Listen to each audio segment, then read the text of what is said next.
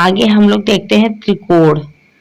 जैसा कि त्रिकोण वाले स्थान से पूरा स्थल को दर्शाया गया है, तो देख लेते हैं भारत में कहाँ कहाँ पूरा स्थल है, त्रिकोण कहाँ कहाँ है। तो देखिए त्रिकोण आपको ये मिल रहा है भीमबेटका, नर्मदा नदी भीमबेटका की गुफा है, यहाँ पर त्रिकोण मिल रहा है। और दूसरा त्रिकोण आपका ये दक्षिण भारत में एक उसकी एक कुरनूल गुफा। तो 3 जगह इस तरह से हम देखें तो 3 जगह पूरा पाषाणिक पूरा स्थल मिला है। एक है हुसगी, दूसरा है कुरनूल गुफा है, ये आपके दक्षिण भारत में है। और एक आपका मिला था मध्य प्रदेश में भीमबेटका, मध्य प्रदेश भीमबेटका जो नर्मदा नदी की तट पे है, भीमबेटका।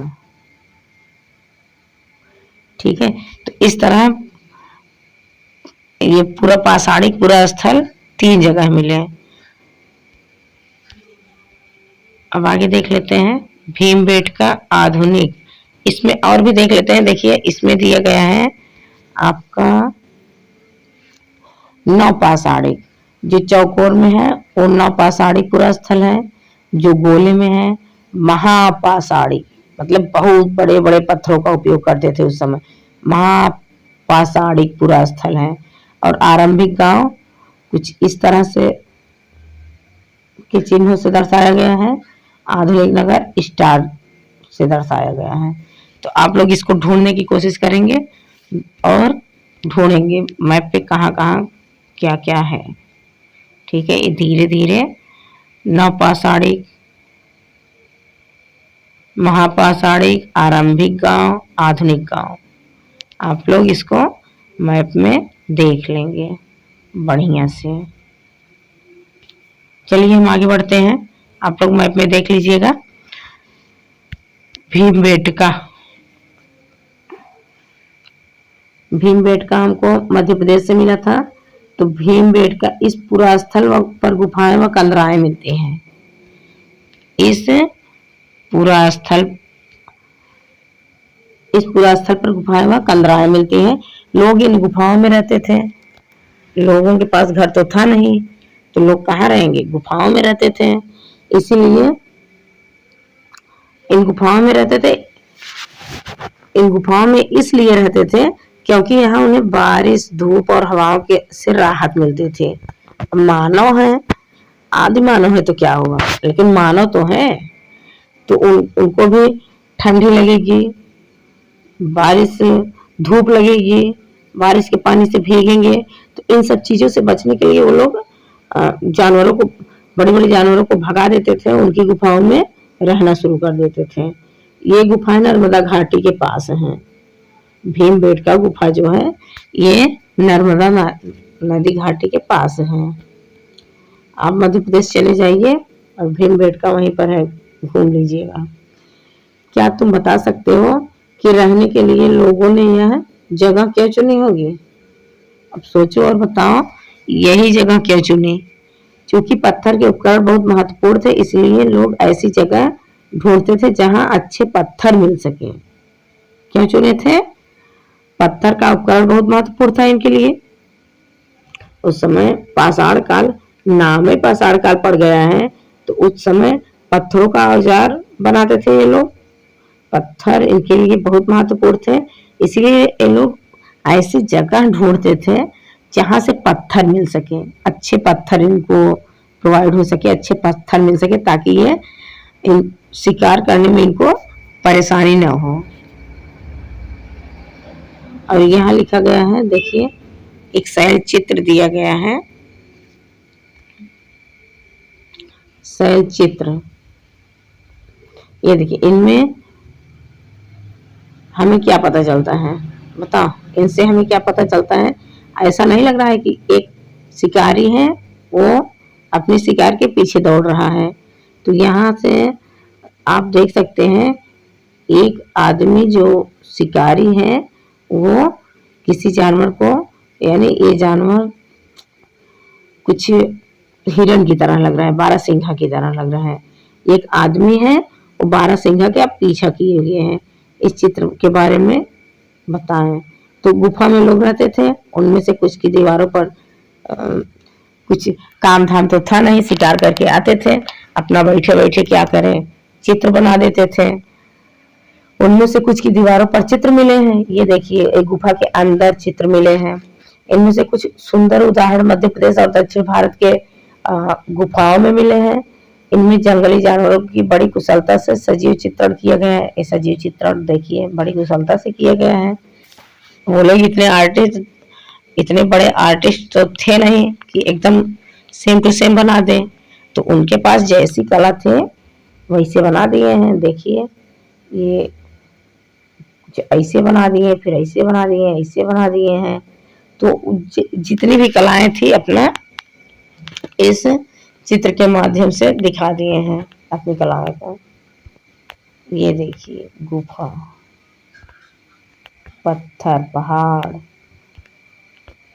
आगे बढ़ लेते हैं और पुरा स्थल के बारे में पढ़ लेते हैं। तो देखिए पुरा स्थल किसे कहा जाता है? पुरा स्थल उस स्थान को कहा जाता है जहां औजार, बर्तन, इमारतों जैसी वस्तुओं के अवशेष मिलते हैं। मतलब पुराने अवशेष मिलते हैं, पुराने औजार, पुराने बर्तन, पुरानी इमारत, इन सब वस्तुओं का अवशेष मिलता है। तो ऐसी वस्तुओं का निर्माण लोगों ने अपने काम ऐसी वस्तुओं का निर्माण लोग अपने काम के लिए किए होंगे और बाद में वे उन्हें छोड़ गए होंगे। वे जमीन के ऊपर या अंदर कभी कभी समुद्र और नदी के तल में भी पाए जाते हैं। इन पुरास्थलों के बारे में आपको अगले अध्याय पुरास्थलों के बारे में अगले अध्याय में पढ़ेंगे। अगले अध्याय माने अध्याय 3। चलिए पुरास्थल के बारे में हमने जाना, अब आगे जानते हैं आग की खोज कैसे की है लोग। अब देखिए आग की खोज करेंगे। पहले ये लोग कच्चा मांस खाते थे, अब मांस को पकाकर खाएंगे। जब आग की खोज कर लेंगे तो मांस को पकाकर खाना शुरू कर देंगे। देखिए मानचित्र 2 यहाँ दिए गए, मानचित्र 2 कुरनूल गुफा ढूंढो, पृष्ठ 13 पर है। ये मानचित्र पृष्ठ 13 पर है। इसमें आपको कुरनूल की गुफा ढूंढना है। यहाँ राख के अवशेष मिले थे, मतलब कुछ जलाया गया होगा, वहां से राख के अवशेष मिले हैं। इसका मतलब यह है कि आरंभिक लोग आग जलाना सीख गए थे। आग का इस्तेमाल कई कार्यों के लिए किया गया होगा, जैसे प्रकाश के लिए, मांस भूनने के लिए और खतरनाक जानवरों को दूर भगाने के लिए। खतरनाक जानवरों की गुफाओं में रहते थे ये लोग, उसको भगाने के लिए आग का प्रयोग किए होंगे। आग को जलाते थे तब जानवर भाग जाते थे। मानचित्र 2 यानी पृष्ठ नंबर 13 पर एक बार आपको कुरनूल की गुफा को दिखा देते हैं, उसके बाद पढ़ना प्रारंभ करते हैं। तो ये तो 13 पर कहा है जी, लास्ट वाली पर एकदम देखो, देखते हैं फिर भी एक बार देखने की कोशिश करते हैं कुरनूल की गुफा।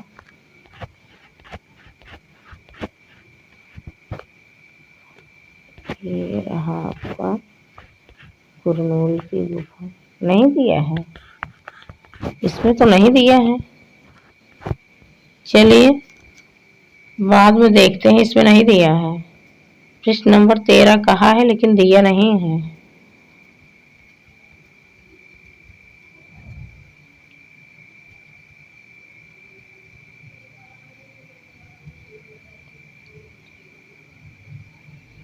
चलिए हम लोग यहीं पढ़ रहे थे, दिया नहीं है जी।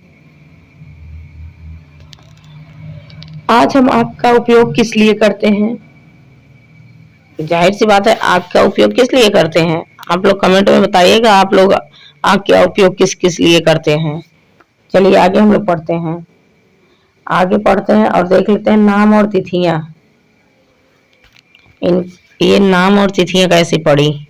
चलो, कब क्या था, जैसे जिस काल के बारे में पढ़ रहे हैं, हम किस काल के बारे में पढ़ रहे हैं? पूरा पाषाण काल के बारे में पढ़ रहे हैं। इतिहास के बारे में आरंभिक काल के बारे में पढ़ रहे हैं। तो हम जिस काल के बारे में पढ़ रहे हैं, पुरातत्वविदों ने उनको बड़े बड़े नाम रखे हैं, उनके बड़े बड़े नाम रखे हैं। आरंभिक काल के वे पूरा पाषाण आरंभिक काल को वे पूरा पाषाण काल कहते हैं, जो दो शब्दों, देखिए फिर से देख लीजिए, पुरातत्वविदों ने उनके बड़े बड़े नाम रखे हैं। किसके? जिस काल के बारे में हम लोग पढ़ रहे हैं, अध्ययन कर रहे हैं। तो आरंभिक काल को वे पूरा पाषाण काल कहते हैं। यह दो शब्दों यानी प्राचीन और पाषाण यानी पत्थर। प्राचीन माने पुराना, पहले, और पाषाण माने पत्थर से बना है पूरा पाषाण। यह नाम पूरा स्थलों से प्राप्त पत्थर के औजारों के महत्व को बताता है। जो उस समय पत्थर के औजार थे, उनका महत्व उस समय क्या था, इसके बारे में इस जगह बता रहा है कि उस समय पूरा पाषाण काल में पत्थर के जो औजार थे उसका महत्व क्या था। पूरा पाषाण काल 20 लाख साल पहले, 20 लाख, पहले सोचिए 20 लाख साल पहले से 12,000 साल पहले के दौर माना जाता है।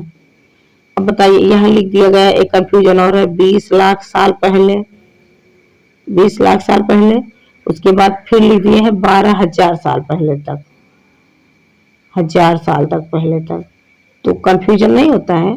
20 लाख से 12,000 बढ़ेगा कि घटेगा? यहाँ घट रहा है, यहाँ BC में है। ईसा मसीह मतलब ईसा पूर्व की बात कर रहा है। ईसा पूर्व वाला डेट हमेशा घटता है। जैसे 20 हो गया, फिर 19 होगा, 18 होगा, इस तरह से ये वाली डेटें घटती हैं, ईसा पूर्व वाली। और ईसवी वाली डेट आगे की तरफ भागती हैं, आगे की तरफ बढ़ती हैं। जैसे 2000, 2001, 2002, 2003, 2004, इस तरह से ये वाला ईसवी है। इस तरह से ईसवी को हम पढ़ते हैं, और ईसा पूर्व जो पढ़ते हैं वो डेट हमेशा नीचे की तरफ जाती है। नीचे की तरफ बोले तो 20 होगा, 20 के बाद अब 21 नहीं होगा, 19 होगा, 18 होगा, 17 होगा, 16 होगा, इस तरह से ये डेट हमेशा पीछे की तरफ घटती जाती है। अब आगे देख लेते हैं इसमें क्या दिया है। तो यहाँ दिए पूरा पाषाण काल 2 शब्दों यानी प्राचीन और पाषाण पत्थर से बना है। तो यह नाम पूरा स्थलों से प्राप्त पत्थर के औजारों के महत्व को बताता है। पूरा पाषाण काल 20 लाख साल से 12,000 साल पहले के दौर माना जाता है। इस काल को 3 भागों में विभाजित किया गया है: आरंभिक, मध्य एवं उत्तर। पूरा पाषाण युग बोले तो पूरा पाषाण काल इसको 3 भागों में विभाजित किया गया है। पहला है आरंभिक, दूसरा है मध्य, तीसरा है उत्तर। तो आरंभिक, मध्य, उत्तर, इसको हम आरंभिक पूरा पाषाण काल कह सकते हैं, इसको मध्य पूरा पाषाण काल कह सकते हैं, इसको नव पूरा पाषाण काल कह सकते हैं।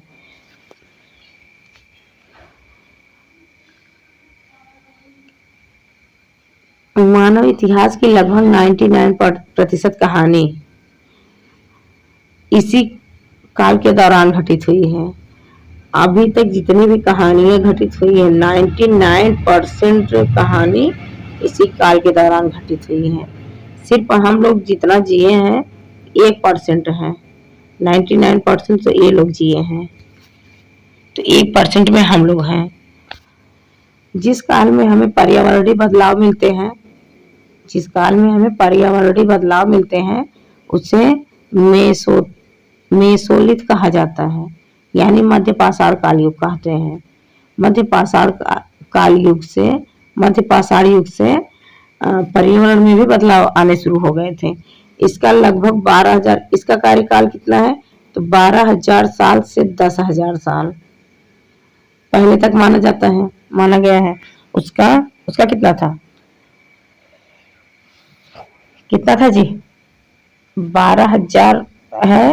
12,000 के पहले कितना था? 20 लाख था। 20 लाख से 12,000 इसका कितना है, अब 12,000 से शुरू होगा तो 12,000 से इसका 10,000 है। तो इस काल के पाषाण औजार आमतौर पर बहुत छोटे होते थे। इन्हें माइक्रोलिथ कहा यानी लघु पाषाण काल कहा जाता है। इन्हें माइक्रोलिथ,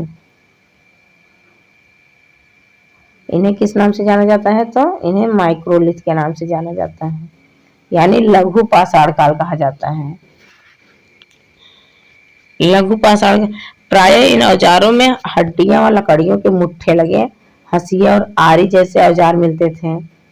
मतलब अब जो औजारें बना रहे हैं उसमें हंसिया और उसमें मुट्ठे लगा देते थे, लकड़ियों के या पत्थरों के मुट्ठे लगा देते थे ताकि इनको पकड़ने में आसानी हो। जैसे हंसिया और आरी जैसे औजार मिलते थे, मतलब पतले हो गए थे, इनके औजार भी थोड़ा ढंग के हो गए थे। पूरा पाषाण काल युग वाले औजार भी इस दौरान बनाए जाते रहे। पूरा पाषाण वाला छोड़े नहीं ये लोग, मध्य पाषाण के उपकरण के साथ साथ पूरा पाषाण युग वाले भी हथियार बना रहे थे। अगले युग की शुरुआत लगभग 5 लाख से 20,000 नहीं 12,000, 5 लाख से 12,000 और मध्य वाला 12,000 से 10,000। अब ये जो नौ पाषाण शुरू होगा ये 10,000 से शुरू होगा, तो 12,000 ये रहा 10,000। तो 10,000 साल पहले से होती है, इसे नवपाषाण युग कहा जाता है। नवपाषाण का क्या मतलब होता है, तो आइए जान लेते हैं नवपाषाण का क्या मतलब होता है। हमने कुछ स्थानों के नाम दिए हैं, स्थानों के नाम दिए, अगले अध्याय में तुम्हें ऐसे अनेक नाम मिलेंगे। अक्सर हम पुराने स्थानों के लिए उन नामों का प्रयोग करते हैं जो आज प्रचलित हैं, क्योंकि हमें ज्ञात नहीं है कि उस काल में इसके नाम क्या रहे होंगे। आज जो नाम बता दिया गया है वही हम उसी का अध्ययन कर रहे हैं। उस समय क्या कहानी रही होगी इनकी पता नहीं। अब देखिए, अब आगे बढ़ते हैं और देख लेते हैं बदलती जलवायु। अब जलवायु में भी चेंजिंग आना शुरू होगा, तो बदलती जलवायु देखते हैं। लगभग 12,000 साल पहले की दुनिया जलवायु के बड़े बदलाव और गर्मी बढ़, देखिए मध्य पाषाण काल की बात कर रहे हैं। मध्य पाषाण काल में 12,000 था, 12,000 से आपका 10,000 हो गया था। तो मध्य पाषाण काल के दौरान बहुत बड़े बदलाव आए थे, जलवायु में बहुत बड़े बदलाव आए थे, गर्मी बढ़ने लगी थी। इसके परिणाम स्वरूप कई क्षेत्रों में घास वाले मैदान बनने लगे थे। इससे हिरण, बारहसिंगा, भेड़, बकरी और गाय जैसे उन जानवरों की संख्या बढ़ी। जाहिर सी बात है, जब मैदान बढ़ेंगे घास वाले तो इन सब की संख्या बढ़ेगी। हिरण, बारहसिंगा जो शाकाहारी पशु हैं, जो शाकाहारी पशु हैं इनकी जनसंख्या बढ़ेगी, तो उन जानवरों की संख्या बढ़ी जो घास खाकर जिंदा रह सकते थे। अब जो लोग इन जानवरों का शिकार करते थे वे इनके पीछे आए और इनके खाने पीने की आदतों और प्रजनन के साथ समय की जानकारी हासिल करने लगे। हो सकता है कि तब लोग इन जानवरों को पकड़कर अपनी जरूरत के अनुसार पालने की बात सोचने लगे होंगे। हम एक अंदाजा ही तो लगा सकते हैं उस समय क्या रहा होगा। तो जब ये लोग जानवरों का शिकार करते उनके पीछे आए होंगे तो उनकी खाने पीने की आदतों, जैसे ये लोग शाकाहारी थे, मांस नहीं खाते थे, मानव मांस भी खाता था, तो ये जानवरों से कुछ सीखे होंगे। जानवर मांस नहीं खा रहा है, सिर्फ घास खा रहा है, तो इसके खाने पीने की आदत जो थी, प्रजनन के समय की जानकारी हासिल करने लगे। हो सकता है कि तब लोग जानवरों को पकड़कर अपनी जरूरत के अनुसार पालने की भी बात सोचने लगे होंगे। साथ ही इस काल में मछली भी भोजन का महत्वपूर्ण स्रोत बन गई। अब ये लोग मछली खाने लगे। चलिए आगे देख लेते हैं खेती और पशुपालन की शुरुआत। ये खेती करना कब से शुरू किए, खेती और पशुपालन। अब देखिए, इस दौरान उपमहाद्वीप के विभिन्न इलाकों में गेहूं, जौ और धान जैसे अनाज प्राकृतिक रूप से उगने लगे थे। प्राकृतिक रूप से भी उग रहे हैं, अनाज प्राकृतिक रूप से उगने लगे थे। शायद महिलाओं, पुरुषों और बच्चों ने इन अनाजों को भोजन के लिए बटोरना शुरू कर दिया होगा। सिर्फ एक अंदाजा लगा रहे हैं कि उपमहाद्वीपों की भिन्न भिन्न इलाकों में गेहूं, जौ और धान जैसे अनाज प्राकृतिक स्वयं से उगने लगे थे। तो शायद है कि महिलाएं, पुरुष, बच्चे इन सबको इकट्ठा करने लगे होंगे, क्योंकि पीछे हमने पढ़ा कि ये लोग जंगली पशुओं को, जो मतलब शाकाहारी थे, जैसे जैसे घास का मैदान बनना शुरू हुआ था तो उनकी जनसंख्या बढ़नी शुरू हो गई थी। ये लोग उसके खान पान में, प्रजनन क्रिया में, मतलब हर चीज पर फोकस करना शुरू कर दिए थे। तो यहाँ ये लोग जब प्राकृतिक रूप से स्वयं उगने लगे थे तो शायद है कि महिलाएं, पुरुष, बच्चे इन अनाजों को भोजन के रूप में बटोरना शुरू किए होंगे कि इससे भी हमारी जीविकोपार्जन हो सकती है, जीवन हमारा चल सकता है। अगर हम शिकार ना करें, यही खाकर जिंदा रहें, तो भी हम जिंदा रह सकते हैं। साथ ही वे यह भी सीखने लगे होंगे कि यह अनाज कहाँ से उगते होंगे और कब पककर तैयार होते होंगे। ऐसा करते करते लोगों ने इस अनाजों को खुद पैदा करना सीख लिया। ऐसा करते करते ये लोग धीरे धीरे अनाजों को खुद पैदा करना सीख लिए होंगे। इस प्रकार धीरे धीरे से वे कृषक बन गए। अब धीरे धीरे वे किसान बन गए। इसी तरह लोगों ने अपने घरों के आसपास चारा रखकर जानवरों को आकर्षित कर उन्हें पालतू बनाया होगा। अब देखो, पालतू बना रहे हैं आकर्षित करके। तो इसी तरह से लोगों ने अपने घरों के आसपास चारा रखा होगा। चारा रखने के बाद जो पालतू जो जानवर थे उनको आकर्षित किए होंगे। आकर्षित करने के बाद जंगली जानवरों को बांध लिए होंगे। बांधने के बाद उसे अपना पालतू बना लिए होंगे।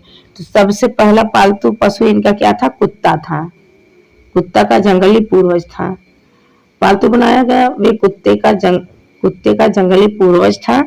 जिस जंगली जानवर को ये पालतू बनाए थे वो कुत्ते का पूर्वज था। धीरे धीरे लोग भेड़, बकरी, गाय, सुअर जैसे जानवरों को अपने घर के नजदीक आने को उत्साहित करने लगे। ऐसे जानवर झुंड में, अक्सर करके झुंड में चलते थे। वो लोग वहां रहते थे, जंगलों में रहते थे, तो अपना झुंड बनाकर चलते थे और ज्यादातर घास खाते थे। अब गाय, बकरी, भेड़ मांस तो खाएगी नहीं, घास खाते थे ये लोग। अक्सर लोग अन्य जंगली जानवरों के आक्रमण से इनकी सुरक्षा करते थे। दूसरे जंगली जानवर जब इन सब के ऊपर आक्रमण करते थे तो ये जो मानव थे वो सुरक्षा करते थे। उन जंगली जानवरों से इन सब की सुरक्षा करते थे। यानी कि अब धीरे धीरे पशुपालक बन रहे हैं, सुरक्षा करते थे और इस तरह धीरे धीरे वे पशुपालक बन गए। अब इनको पालना शुरू कर दिए। क्या तुम बता सकती हो सबसे पहले कुत्तों को ही पालतू क्यों बनाया गया? क्योंकि कुत्ता बहुत वफादार होता है, इसीलिए सबसे पहले कुत्ते को ही पालतू बनाया गया था। जिससे उसको पालतू बनाने का यह भी कारण था, जब ये खेती करना शुरू किए थे तो कुत्ते उसकी रखवाली भी कर रहे थे। मतलब घरों की रखवाली, खेतों की रखवाली, तमाम तरह के काम में कुत्ते अपनी अहम भूमिका निभाते हैं। तो बसने की प्रक्रिया क्या थी इनकी? लोगों द्वारा पौधे उगाने, जानवरों की देखभाल करने को बसने की प्रक्रिया का नाम दिया गया। अब जाहिर सी बात है, जहाँ खेती कर रहे हैं और पशुपालन का कार्य कर रहे हैं, तो वहां से एक जगह से दूसरी जगह से तीसरी जगह जाना थोड़ा टिपिकल है। क्योंकि खेतों में इतना जल्दी अनाज तो हो नहीं जाता है कि 2-4 दिनों में खेतों का अनाज आज बो, एक हफ्ते बाद काट लो। ऐसा तो होता है, 3-4 महीने उसका वेट करना पड़ता है। और जहां जहां भी जाते ये पशुपालन का कार्य शुरू कर दिए तो पशुओं को भी लेकर जाना पड़ता है इनको। इसीलिए ये एक जगह बसना प्रारंभ कर दिए। अपना के पौधे और जानवर अक्सर जंगली पौधे तथा जानवरों से भिन्न होते हैं। जिसकी इसकी वजह यह है कि बसने की प्रक्रिया की दिशा में अपनाए गए पौधों और जानवरों का लोग चयन करते हैं।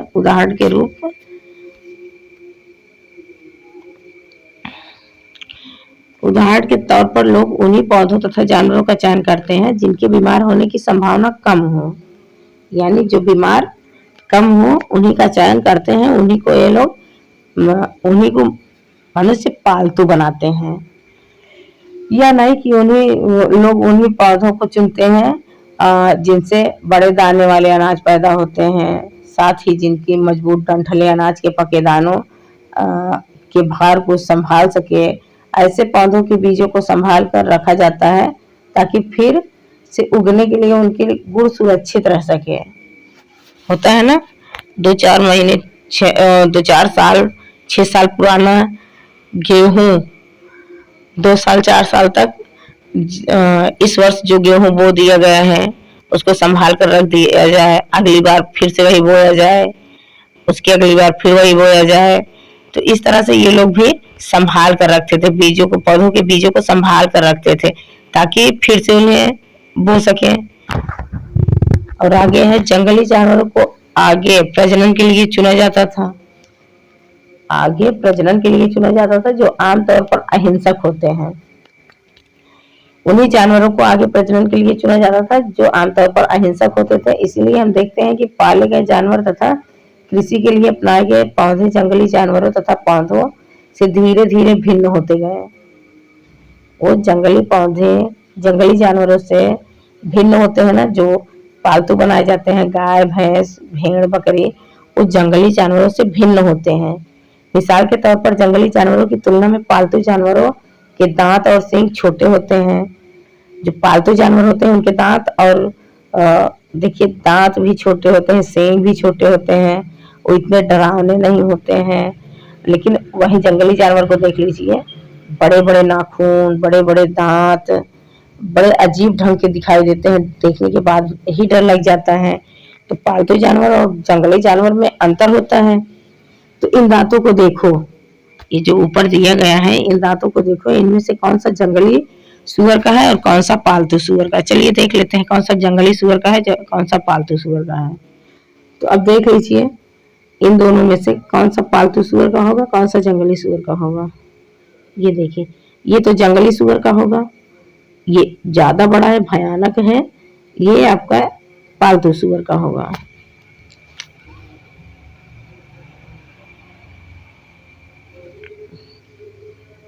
बसने की प्रक्रिया पूरी दुनिया में धीरे धीरे चलती रही। करीब 12,000 साल पहले शुरू हुई। वास्तव में आज हम जो भोजन करते हैं वो इसी बसने की प्रक्रिया की वजह से है। कृषि के लिए अपनाई गई सबसे प्राचीन फसलों में गेहूं और जौ आते हैं। इसी तरह सबसे पहले पालतू बनाए गए जानवरों में कुत्ते के बाद भेड़ बकरी आते हैं। तो जाहिर सी बात है, जब बसने की प्रक्रिया पूरी कर लिए थे, बसना प्रारंभ कर दिए थे, उसी के बाद तो ये लोग भोजन को भी अपने भोजन को भी इकट्ठा करना शुरू किए थे। जब खेती करने लगे थे तभी तो ये लोग बसना शुरू किए थे। अगर जब खेती किए थे लोग तभी ये लोग बसना शुरू किए थे। आगे देख लेते हैं। तो इनका पहला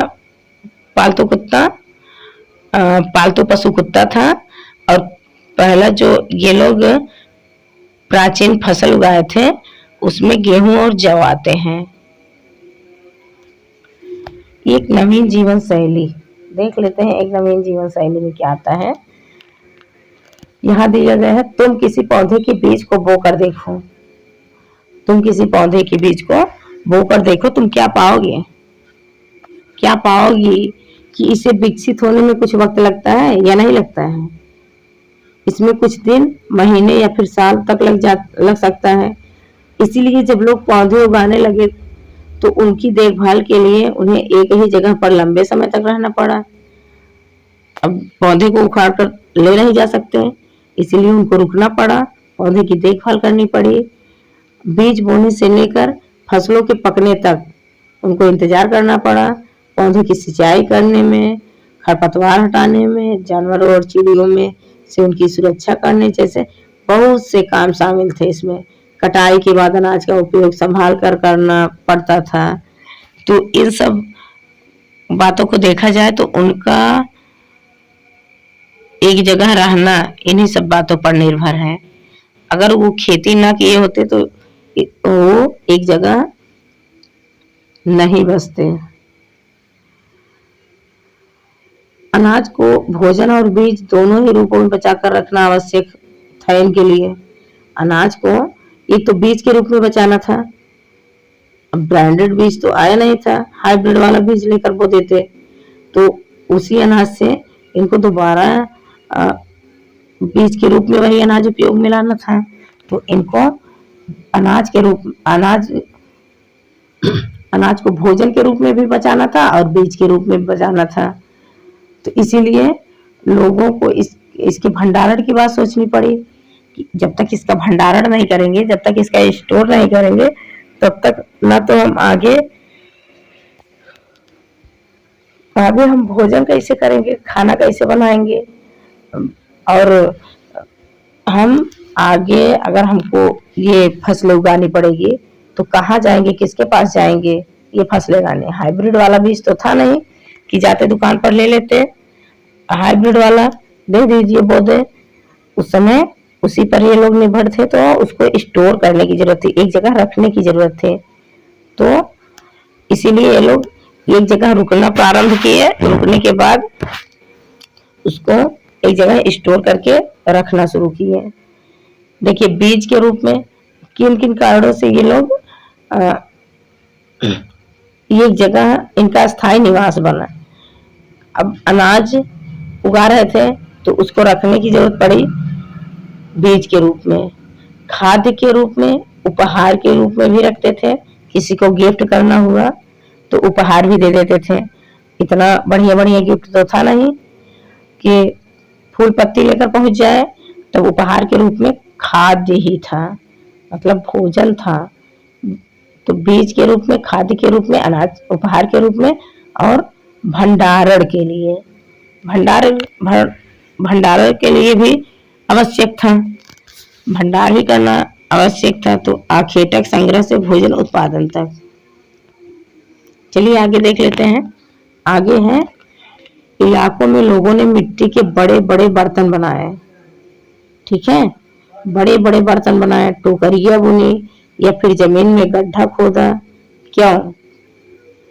क्या तुम्हें लगता है कि शिकारी या भोजन संग्रह करने वाले बर्तन बनाते और उनका प्रयोग करते होंगे? अपने जवाब का कारण बताओ। चलिए देखते हैं। तो बताइए मिट्टी के बड़े बड़े बर्तन क्यों बनाना प्रारंभ किए, टोकरियां क्यों बुनना शुरू किए, जमीन में गड्ढा खोदना, जो शिकार करते थे उसको उसी में दफनाते थे या फिर टोकरियों में रखते थे, मिट्टी के बर्तन में रखते थे? नहीं, ये सब खाद्य भंडारण के लिए कर रहे थे। बड़े बड़े बर्तन बना रहे थे, टोकरियां बुन रहे थे, उसमें अपना खाद्य भंडारण, उसमें अपने खाद्य का भंडारण करते थे लोग। आगे है जानवर चलते फिरते खाद्य भंडारण। अब ये तो चलते फिरते खाद्य भंडारण हो नहीं सकते। अनाज को आप चलते फिरते मतलब जहां भी जाइए अपना अनाज अपने साथ ले जा सकते हैं? नहीं ले जा सकते। लेकिन जानवर चलते फिरते खाद्य भंडारण थे। किस तरह से? जहां भी जाएंगे जानवर मिल जाएंगे। उस समय के लोग शिकार भी करते थे, तो ये इनका चलता फिरता खाद्य भंडार था जानवर, और ये अस्थायी हो गया था। जानवर बच्चे देते हैं जिससे उनकी संख्या बढ़ती है। अगर जानवरों की देखभाल की जाए तो उनकी संख्या तो बढ़ती ही है, साथ ही साथ उनसे दूध भी प्राप्त हो सकता है जो भोजन का एक स्रोत है। यही नहीं, जानवरों से हमें मांस भी मिलता है। दूसरे शब्दों में पशुपालन भोजन के भंडारण का एक तरीका है। पशुपालन भी भोजन भंडारण का एक तरीका है, क्योंकि पशु रहेगा हमारे पास तो पशुओं से हमें मांस की प्राप्ति होगी, मांस मिलेगा, मांस के साथ साथ दूध मिलेगा, दही मिलेगा। तो ये भी एक खाद्य भंडारण ही है, भोजन का भंडारण ही है। भोजन के अतिरिक्त जानवरों से और क्या क्या मिलता है?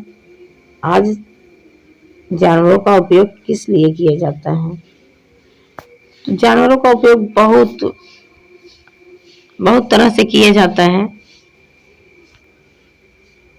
जैसे खेतों में हल चलाते थे वो लोग, तो उसमें भी किसान जानवरों को जोत देते थे।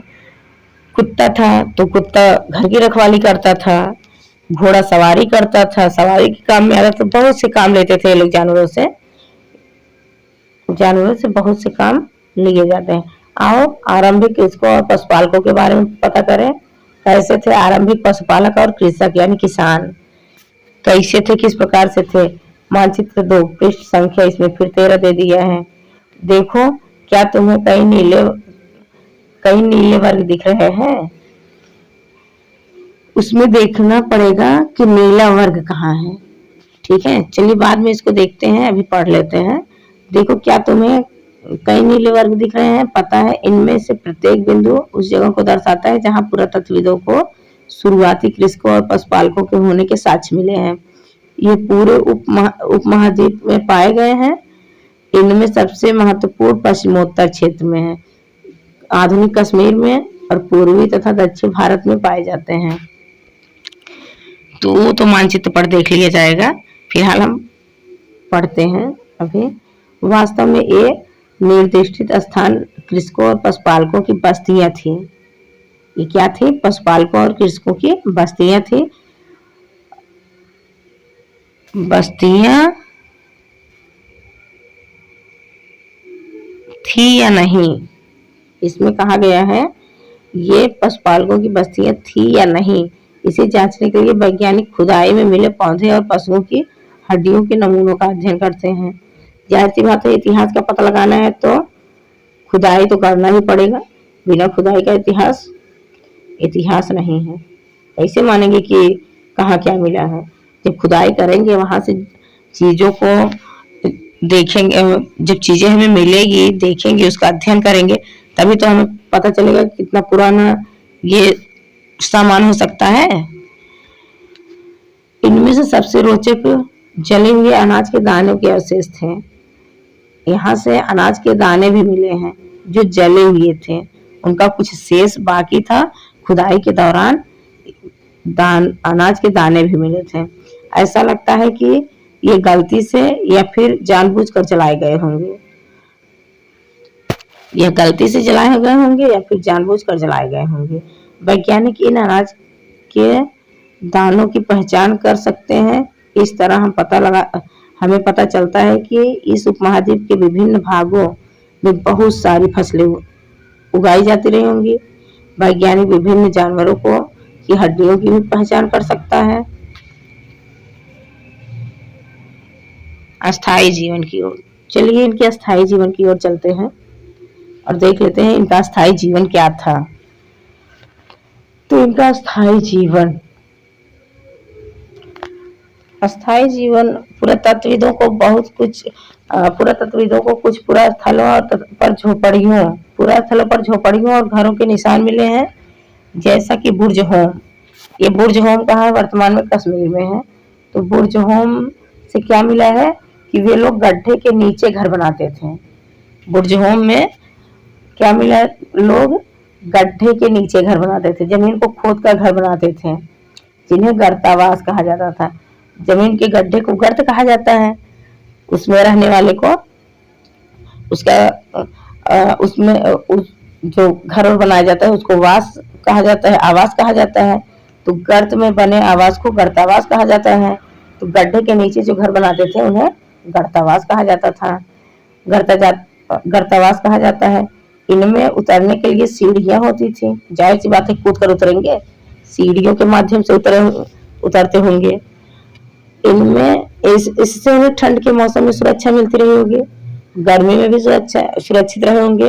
तो ठंड के मौसम में अगर आप गड्ढा बनाकर उसमें बैठ जाते हैं तो वहां ठंडी बहुत कम लगती है। तो ये लोग भी ठंड के मौसम में अपनी सुरक्षा करने के लिए गर्तावास बनाए रहे होंगे। पुरातत्वविदों को झोपड़ियों के अंदर और बाहर दोनों ही स्थानों पर आग जलाने की जगह मिली है। ऐसा लगता है कि लोग मौसम के अनुसार घर के अंदर या बाहर खाना पकाते रहे होंगे।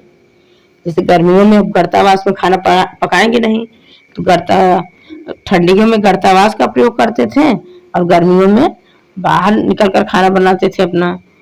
तो मौसम के अनुसार ये लोग अपना बदलते रहते थे। एक गर्तावास का चित्र बनाओ। इसमें चित्र बनाने के लिए कहा गया है कि बहुत सारी जगहों से पत्थर के औजार भी मिले हैं। इनमें से कई ऐसे हैं जो पूरा पाषाण युगीन उपकरणों से भिन्न हैं, मतलब उससे भी अलग हैं, इसीलिए इन्हें नवपाषाण युग का माना गया है। तो मध्य पूरा पाषाण युग औजारों से भिन्न है, तो ये नवपाषाण युग में रखा गया है। इनमें वे औजार भी हैं जिनकी धार को और अधिक पैना करने के लिए उन पर पॉलिश चढ़ाई जाती थी। पॉलिश यानी उसकी घिसाई की जाती थी।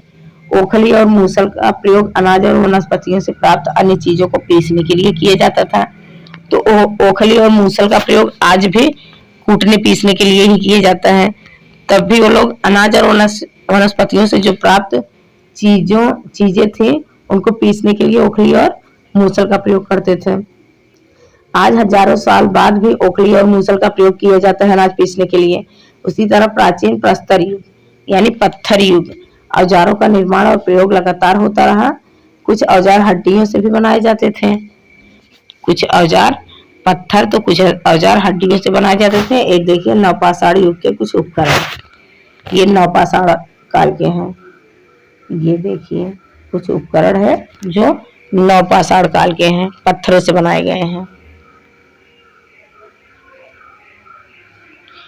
चलिए, नवपाषाण युग के पुरा स्थलों से कई प्रकार के मिट्टी के बर्तन भी मिले हैं। तो नवपाषाण युग के पुरा स्थलों से कई प्रकार के मिट्टी के बर्तन मिले हैं। कभी कभी इन पर अलंकरण भी किया जाता था। बर्तनों का उपयोग चीजों को रखने के लिए किया जाता था। जाहिर सी बात है, बर्तनों का प्रयोग करेंगे किस लिए? चीजों को रखने के लिए। तो चीजों को रखने के लिए बर्तनों का प्रयोग किया जाता था। उस पर डिजाइनिंग की जाती थी। आज के बर्तनों में डिजाइनिंग नहीं होती, आज तो और अच्छी अच्छी डिजाइनिंग होती है। तो उस समय के भी मानव जो थे मिट्टी के बर्तन बनाते थे तो उस पर डिजाइनिंग करते थे। धीरे धीरे लोग बर्तनों का प्रयोग खाना बनाने के लिए भी करने लगे। चावल, गेहूं, दलहन जैसे अनाज अब आहार का महत्वपूर्ण हिस्सा बन गया था। खेती करना शुरू कर दिए थे, आहार का मुख्य हिस्सा बन चुका था। इसके साथ ही साथ अब लोग कपड़े की बुनाई भी करने लगे थे। इसके लिए कपास जैसे आवश्यक पौधे उगाए जा सकते थे। बिना कपास का कपड़ा कैसे बनता? क्या तुम कल्पना कर सकती हो कि इस पात्र में क्या रखा गया होगा? क्या रखा गया होगा? हम लोग कल्पना कर सकते हैं, इसमें अनाज रखा गया होगा। अब अनाज की रखने जैसा दिख रहा है तो अनाज रखा गया होगा। क्या ये परिवर्तन हर जगह एक साथ ही आ गए होंगे? ऐसी बात नहीं है। एक तरफ जहां कई जगहों पर स्त्री पुरुष शिकार और भोजन संग्रह करने का काम करते रहे होंगे, वहीं अन्य लोगों ने हजारों सालों के दरमियान धीरे धीरे खेती और पशुपालन को अपना हिस्सा बना लिया था। बहुत जगह लोग मौसम के मुताबिक बदल बदल कर अपनी जीविका चलाया करते थे। तो अचानक से परिवर्तन हर जगह थोड़ी ना होगा, जब भी होगा धीरे धीरे होगा। जैसे आज भी जो हमारे वनवासी हैं या फिर कह सकते हैं जनजातियां हैं, वो जंगलों में निवास करती हैं, वो इतनी सभ्य नहीं है। और शहरों में निवास करने वाले लोग गांव में निवास करते हैं वो सभ्य हो गए हैं। तो इसका एक सूक्ष्म निरीक्षण कर लेते हैं। तो वो इतना ज्यादा हर जगह एक साथ ही, मतलब हम कह सकते हैं एक साथ ही बदलाव नहीं हुआ होगा, धीरे धीरे बदलाव हुआ होगा। एक तरफ जहाँ स्त्री पुरुष शिकार कर रहे थे, दूसरी तरफ वहीं स्त्री पुरुष अपना खेती बाड़ी का काम कर रहे थे। तो इस तरह से हम लोगों का ये वाला चैप्टर अध्याय खत्म होता है। अब जरा सा सूक्ष्म निरीक्षण कर लेते हैं और देखते हैं सूक्ष्म निरीक्षण में क्या दिया हुआ है। तो देखते हैं सूक्ष्म निरीक्षण में दिया है आपका मेहरगढ़ में जीवन मृत्यु। देखते हैं मेहरगढ़ में जीवन मृत्यु क्या है। अब देखो मानचित्र 2 संख्या 13 में मेहरगढ़ ढूंढो। यह ईरान जाने वाले सबसे महत्वपूर्ण रास्ते बेलन दर्रे। बोलन दर्रे के पास एक हरा भरा समतल स्थान है। मेहरगढ़ की बात कर रहा है, मेहरगढ़ जो इस समय वर्तमान पाकिस्तान में है, वर्तमान में पाकिस्तान में चला गया है मेहरगढ़। तो यहाँ क्या कह रहा है, महत्वपूर्ण रास्ते बेलन दर्रा, दर्रा वही है, दर्रे का नाम बेलन दर्रा है। दर्रे के पास एक हरा भरा समतल स्थान है। मेहरगढ़ संभवतः वह स्थान है, वही स्थान मेहरगढ़ है जहाँ के स्त्री पुरुषों ने इस इलाके में सबसे पहले जौ गेहूं उगाना और भेड़ बकरी पालना सीखा होगा। ये किरथर और सुलेमान पहाड़ियों के बीच की जगह मेहरगढ़ है। यहाँ के लोग सबसे पहले यहाँ गेहूं और जौ का साक्ष्य मिला, तो यहाँ के लोग खेती बाड़ी करना सीख गए होंगे, पहले यहीं के लोग किए होंगे, तभी तो पहला साक्ष्य यहीं से मिला। गेहूं उगाना और भेड़ बकरी पालना भी सीख लिए थे। यहाँ विभिन्न प्रकार के जानवरों की हड्डियां भी मिली हैं। इनमें हिरण तथा सुअर जैसे जंगली जानवरों तथा भेड़ और बकरियों की हड्डियां भी हैं। मेहरगढ़ में इसके अलावा चौकोर तथा आयताकार घरों के अवशेष भी मिले हैं। प्रत्येक घर के 4 या उससे ज्यादा कमरे हैं। प्रत्येक घर में 4 या उससे ज्यादा कमरे हैं। चौकोर या आयताकार मिले थे। कुछ संभवतः भंडारण के काम आते रहे होंगे, कुछ संभवतः भंडारण के काम आते रहे होंगे। मृत्यु के बाद सामान्यतः मृतक के सगे संबंधी उनके प्रति सम्मान जताते हैं। लोगों की आस्था है कि मृत्यु के बाद भी जीवन होता है, इसीलिए कब्रों में मृतकों के साथ कुछ सामान भी रखे जाते थे। मेहरगढ़ में कब्रों के साथ कुछ सामान भी रखे जाते थे। जब दफनाने के लिए कब्र खोदा जाता था तो कब्र में लाश के साथ साथ कुछ सामानों को भी रखा जाता था। यहाँ देख लेते मेहरगढ़ के घर का चित्र दिया गया था, ऊपर हम लोग देख चुके हैं। मेहरगढ़ के घर शायद ऐसे दिखते हो। तुम जिस घर में रहते हो उसके साथ इस घर का क्या समानता है। देखो मेहरगढ़ का घर है ये। चलो मेहरगढ़ में कब्रों के बारे में पढ़ लेते हैं। तो ऐसी कब्रें मिली है मेहरगढ़ में जो अजीब, मतलब कहा जाए तो वो कब्रें अजीब ढंग की थी। मानव के साथ साथ जिंदा भेड़ बकरियों को दफना दिया जाता था। मानव तो मर चुका था, लेकिन इन लोगों का मानना था कि मृत्यु के बाद भी जीवन है, इसीलिए उसको दफनाते वक्त ये लोग भेड़ बकरियों को भी जिंदा दफना देते थे। तो ऐसी कब्र मिली है जिनमें एक कब्र में एक मृतक के साथ एक बकरी को भी दफनाया गया है। संभवतः इसे परलोक से मृतक के खाने के लिए रखा गया होगा, मतलब वो जाएगा परलोक में तो उस बकरी को वहां खाएगा, इसीलिए उस बकरी को भी उन चाचा के साथ दफना दिया गया है। ये रहे आपके चाचा जी और इनके साथ ये लेटे हुए हैं, इनके साथ ये बकरियां हैं, देख लीजिए।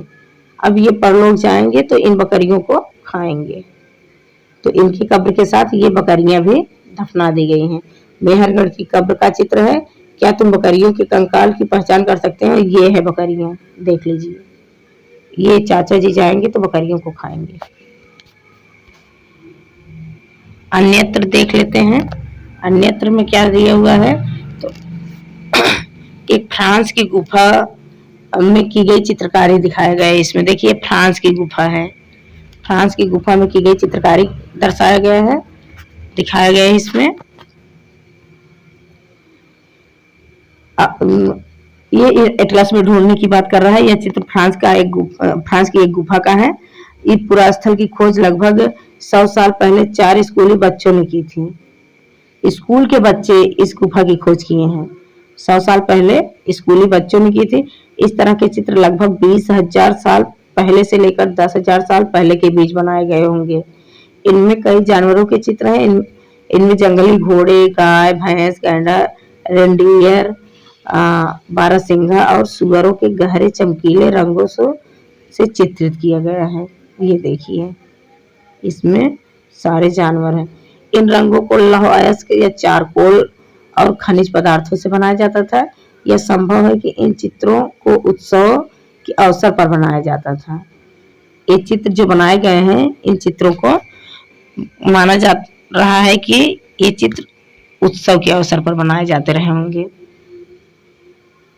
या फिर इन्हें शिकारियों द्वारा शिकार या पर निकलने से पहले कुछ अनुष्ठानों के लिए बनाया गया होगा, या फिर शिकारी जब शिकार करने के लिए निकल रहे होंगे तो उनके कुछ वो अनुष्ठान करते रहे होंगे, कुछ पूजा पाठ करते रहे होंगे और ये चित्र बनाए रहे होंगे। उसके बाद वो लोग अपना शिकार करने निकले होंगे।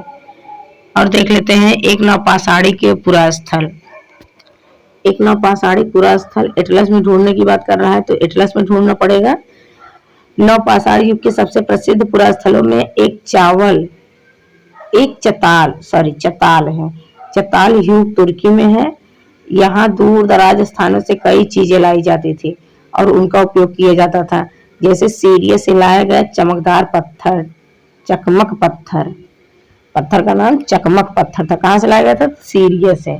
लाल सागर की कौड़ियाँ, लाल सागर से कौड़ी, आप लोग देखे होंगे बालू वाली जहाँ गिरता है तो कौड़ी संग सब दिखाई देता है उसमें, तो लाल सागर से कौड़ियाँ लाई गई होंगी। तथा भूमध्य सागर की सीपी, उसी में सीपी भी दिखता होगा।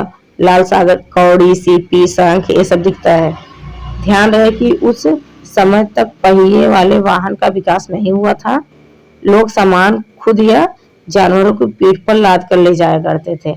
तो लोग उस समय काफिले के साथ निकलते थे, एक दो लोग नहीं निकलते थे, झुंड के लोग झुंड में निकलते थे, काफिला निकलता था। उपयोगी शब्द क्या है? तो आप खेटक खाद्य संग्रह का मतलब समझ चुके होंगे।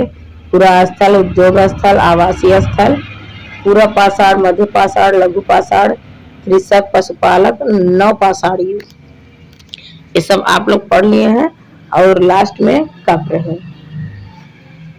अब कब्र के बारे में भी हम लोग देख लिए हैं। चाचा जी के साथ 2 बकरियां थी, उसके बारे में पढ़ लिए हैं। अब ये कल्पना आपको करना है कि तुम आज से 12 साल पहले पत्थर की एक गुफा में रहते हो।